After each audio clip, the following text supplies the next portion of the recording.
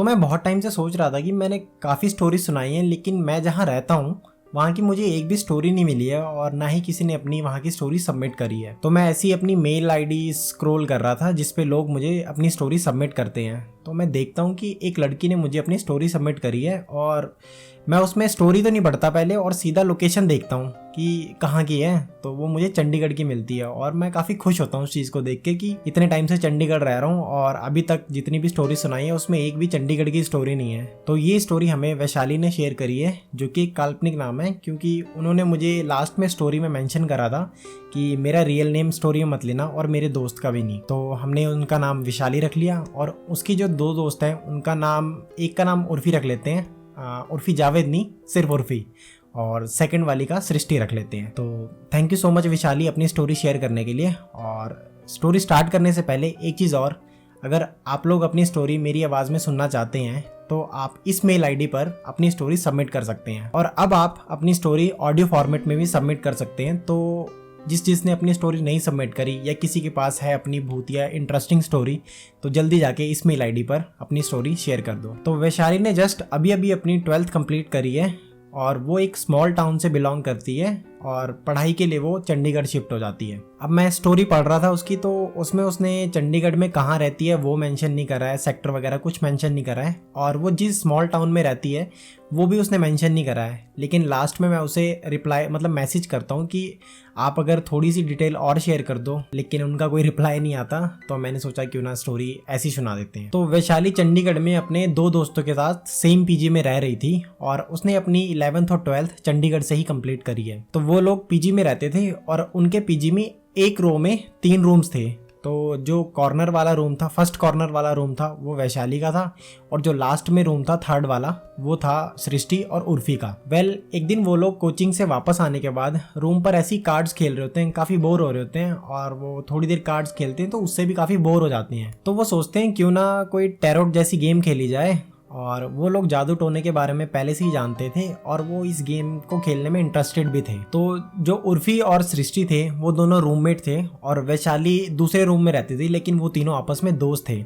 तो वैशाली उनके रूम पर चली जाती है और वो गेम खेलना शुरू करते हैं। तो वो लोग पहले रूम में अंधेरा करते हैं, कैंडल्स वगैरह जलाते हैं, और उनके पास टैरोट कार्ड्स तो होते नहीं है, तो वो जो उनके पास नॉर्मल कार्ड होते हैं वो उन्हीं से ही वो गेम खेलने लग जाते हैं। तो ये लोग जो भी ये चीज़ें बोल रहे होते हैं, स्पिरिट ये सारी चीज़ें ये फ़न के लिए खेल रहे होते हैं। लेकिन जो सृष्टि होती है वो कार्ड शफल कर रही होती है और एकदम से उसके हाथ से कार्ड नीचे करते हैं और अपने आप शफल होकर बेड पे गिर जाते हैं। अब उन्हें लगता है कि ये चीज़ हवा वगैरह से हुई होगी। तो जो सृष्टि होती है वो चेक करती है, दरवाजे वगैरह वो भी बंद होते हैं, विंडो भी कोई खुली नहीं होती और इवन कि उनका फैन भी नहीं चल रहा होता है। तो ये चीज़ हुई कैसे? अब वो अपने पर्सनल लाइफ के ऊपर क्वेश्चंस पूछने लग जाते हैं और लिटरली तुम मानोगे नहीं कि वो मतलब कि कार्ड्स के थ्रू अपने क्वेश्चंस पूछ रहे होते हैं और वो सारे जवाब सही मिलते हैं।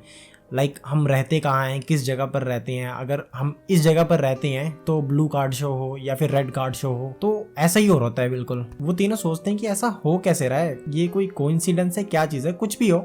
लेकिन वो थोड़े डरे होते हैं तो उस गेम को वो आगे कंटिन्यू नहीं करते, वो कार्ड वगैरह रख के बंद कर देते हैं। अब गेम बंद करने के बाद इनके साथ जो होता है वो चीज़ है सुनने वाली। तो फाइनल स्टोरी यहाँ से शुरू होती है, जो भी डरावनी चीज़ें हैं। अब रात के करीब 10:30 बज रहे थे और उन लोगों ने पढ़ना भी था।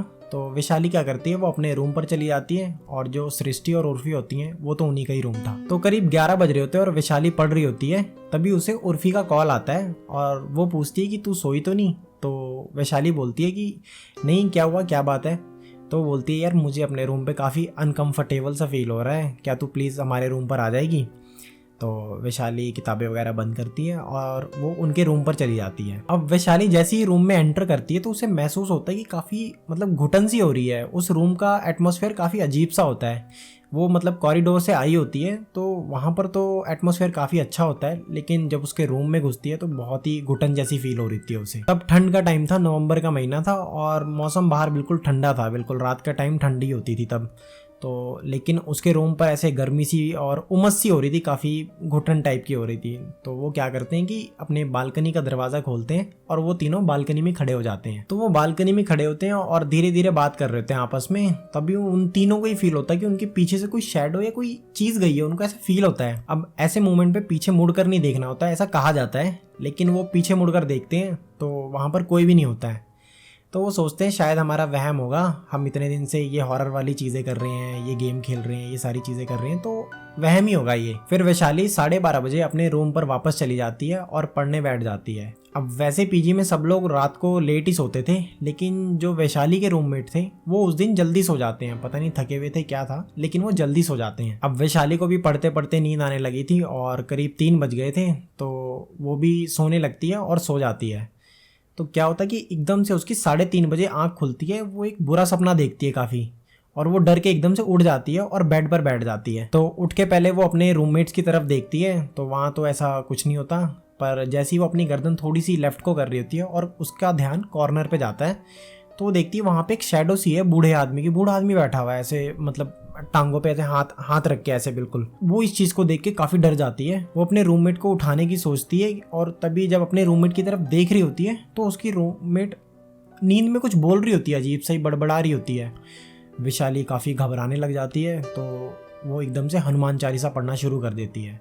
और मतलब थोड़ी देर होती है, 10-15 मिनट होते हैं, तो वो बूढ़ा सा आदमी एकदम गायब हो जाता है वहाँ से, और वैशाली फिर थोड़ी देर बाद वो सो जाती है। अब सुबह होती है तो वैशाली सोचती है अब मुझे उर्फी और उनको बताना पड़ेगा ये चीज़ क्या हुई थी मेरे साथ।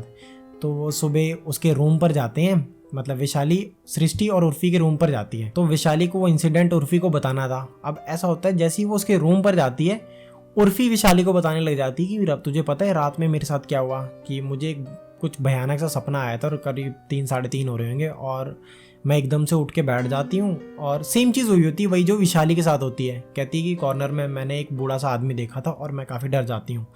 तो मैं हनुमान चालीसा पढ़ने वगैरह लग जाती हूँ और उसके बाद मैं सो जाती हूँ। तो मैंने सोचा मैं तुझे बताऊँगी। तो वैशाली ये चीज़ सुन के काफ़ी मतलब अजीब सा फील करती कि ये सेम चीज़ तो मेरे साथ भी हुई थी। तो वो दो वैशाली भी उसको बताती है ये चीज़। अब दोनों काफ़ी हैरान होते हैं कि मतलब दोनों को सेम सपना कैसे आ सकता है। तो वो उस दिन तो कोचिंग चले जाते हैं और वो इस चीज़ को मन से निकाल देते हैं, भूल जाते हैं कि ऐसा कुछ भी हुआ होगा, क्योंकि अगर बार बार सोचेंगे तो उन्हें डर लगेगा। तो वो कोचिंग से वापस आते हैं और 2-3 दिन बाद उनकी तबीयत ख़राब होने लगती है। तो क्या होता है कि उनके रूम के पास ही एक गुरुद्वारा होता है और वो वहाँ पर जाते हैं, मत्था वगैरह टेकते हैं, थोड़ा प्रसाद वगैरह खाते हैं, और रोज़ मतलब रूम पर वो हनुमान चालीसा का पाठ करने लग जाते हैं। कि ऑब्वियस सी बात है, हनुमान चालीसा तुम पढ़ोगे तो भूत पिशाच तो वैसे भी निकट नहीं आएंगे।